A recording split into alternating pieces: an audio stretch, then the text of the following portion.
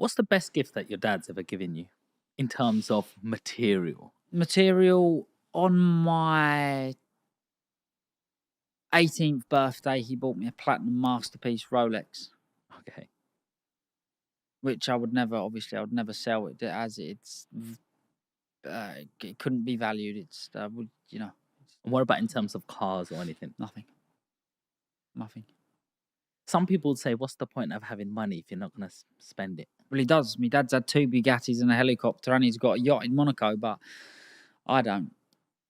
But isn't it about sharing it with your family too? Well, he does. He lets me use those things. I Okay. can go to Monaco and I can have a good time with him.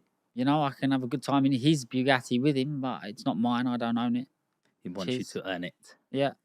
And how important is that family structure in terms of, you mentioned your granddad? Mm-hmm. Like, My granddad's 80 years old and he still works to this day. He was working on Christmas Day, just gone.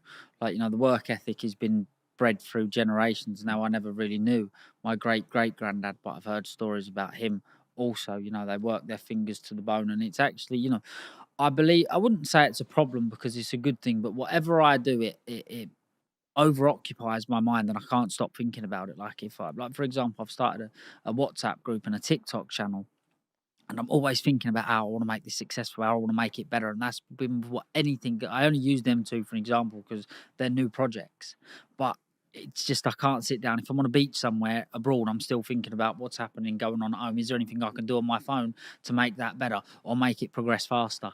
It's just and when people ask me the question about my dad's work ethic, if it's anything like mine, which I believe it is, then that's how it is. It's like some sort of ADHD that you have to, but it's an ADHD where you have to do business and make money or make your business better so it's in a better position to make money. Is it fun? Is it hard finding friends for you? Is it hard finding friends? Well, absolutely not. It's probably very easy to find friends, but are they the right friends? Are they the people that you want around you? The thing is, good network of people is actually very hard to find, and people that are very educated and very entrepreneurial. So I like to surround myself with people that are very cleverer than me and eager to earn money because we have an awful lot to talk about. And when you're bouncing ideas to entrepreneurs from one to the other, something good's going to come out of it in the end. And what about some of the friends that you might want to help along your journey and you're trying to bring them up and they're a little bit more negative and they just don't get it? Well, the thing is, we all have our own opinion, and there's always 2 types of people in the world: half empty, half full. However, I've read plenty of quotes. I'm sure you have as well. The optimist built the aeroplane or the parachute, and vice versa. The optimist built the parachute, and the pessimist built the aeroplane. Now, I don't know which way that goes around, but either one of them built either one of them, yeah. And that's why we need both types of people in this world. It's the same in business. Somebody who's eager and who's keen could end up losing their money. But if there's a partnership, a pessimistic person, an optimistic person, that would be the perfect business because you would get again a happy medium of, right, is that good? Should we go all guns blazing? No, hold on a minute. If we go all guns blazing, this could happen. This might not work. Do you understand where I'm coming from? Have you had to leave anybody behind? Of course, you have to. That it's a shame, and it's sometimes in the world of business and in the world of anything that you want to be successful at, you have to drop people out and you have to cut off loose ends. If it's holding you back, you need to cut them off and push forward because again, like you need to be selfish. And there's plenty of times. And you know what? When you are becoming more successful and you're doing well, you soon see who your true friends are and who will help. And it actually makes that decision very easy. Like some people stop and go, I could never get rid of this friend or I could never get that friend. Now, there's been times where I was thinking like that about friends that I've cut off and I don't talk to anymore. And not that I don't talk to them anymore. We're just on different paths. I want to do different things. And what about in terms of women? How do you find like a woman or a lady who's not just after your money? Well, that takes a little bit of time. You've got to get to know them. After you've got to know them, then it's down to your own judgment, really, because anybody can put on a good act for however long, and anybody can be fooled. Mm, So again, it's not easy, but you've just got to go off of your own gut instinct in times like that. mm. Has there ever been a situation you've been in that you've I'm learned from I'm this? sure there's again my entrepreneurial past of being up and down and trading with plenty of people, regardless of whether it been men or women. You get a feel for how people act and what if they have ulterior Mhm, motives or what their actual motives are. You can work it out and you can mhm. sum it up. So I'd say I do have experience to see if something isn't quite right. Yeah, I do. Mm. Do you think entrepreneurs are born or made? I think both. Both. How they've first of all they've got to be bored and they've got to make themselves. So both, yeah, Mhm. definitely.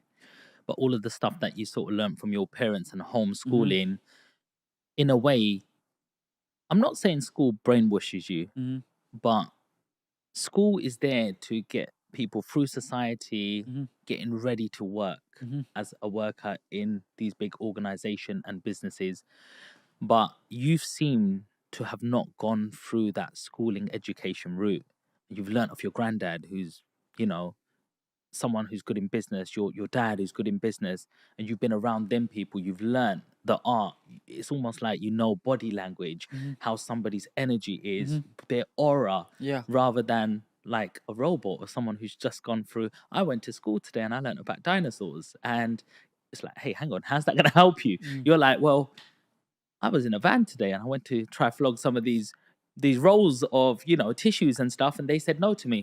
How do I make that work next time? Like, do you think there's a difference because you haven't gone through fully through that education route? Absolutely, because right, the reason it's beneficial to me that I didn't go through that educational route is because I started my businesses or I started in the world of business when I was 16 properly. I had a limited company when I was 16, right, which is Mm, still growing, which is Best Park Homes, right, which is my mobile home park company, okay.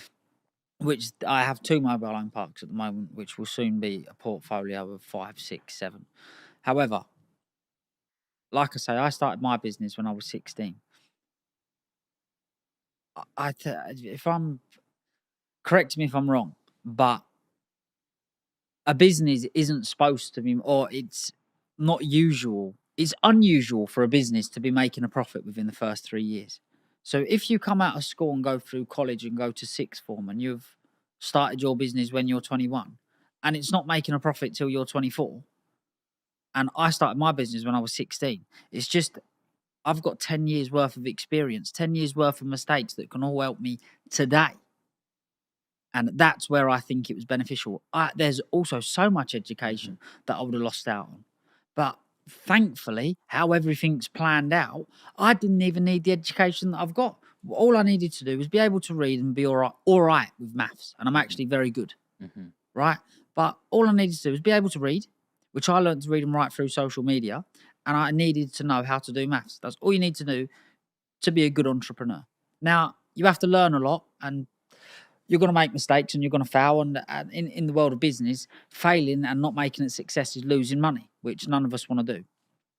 But with that 10 years worth of experience, it's going to set you up. Right. If you start at 21, 22, right, any expert or superstar in their field, boxers, footballers, golfers, uh, uh, swimmers, runners, when do they start? They don't start when they're 21, 22.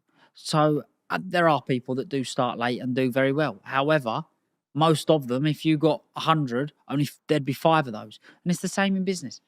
And that's what I try Hmm. to be. I try to be a professional Hmm. entrepreneur. And the thing is about an entrepreneur, I'm an entrepreneur businessman because Hmm. I love business and I love making money. Hmm.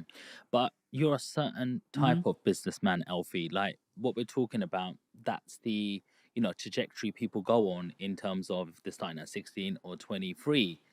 But when I'm getting underneath the Hmm. surface now, and like there's so much, in the news and brainwashing. Like at school, if I was called fat, you're called fat. Yeah. Yeah. It was just like, you got called a name. Mhm. It's okay. Now it's like your child will come home and go, I got body shamed Yeah. today. Yeah. They said that to me. I'm never going to go to school again. It's like Yeah.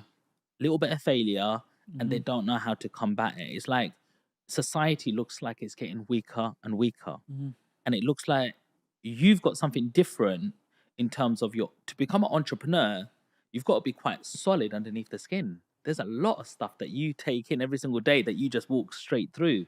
Whereas other people, one, two stones come and they were like, no, I'm giving up on this business, or they keep saying no to me. Like, what is that difference in you think? Well, I'll be honest with you. This country is it. It doesn't want entrepreneurs. It doesn't want them. There's everything put in place